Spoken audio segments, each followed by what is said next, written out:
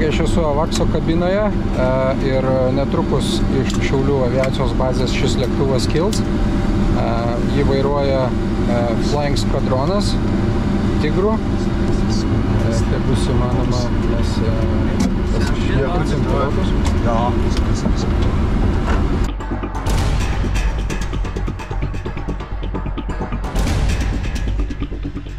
Šios savaitės poligono laidoje skrydis NATO tolimojo stebėjimo ir oro kontrolės lėktuvų AVAX ir pažinti su jo galimybėmis. Ką pamatė NATO oro kontrolieriai sukdami ratus virš Lietuvos ir Estijos?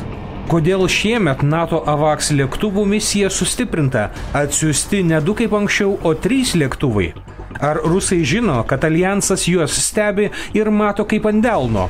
AVAX įgulos tarnybos sąlygos ir verslo klasės pietų vardo vertos vaišės 6 km aukštyje.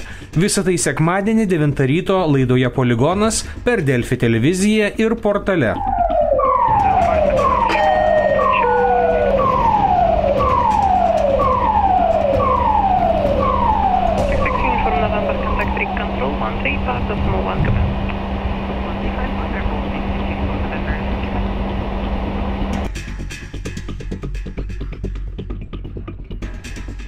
Once we turn from the arc onto the ILS, you can just switch views to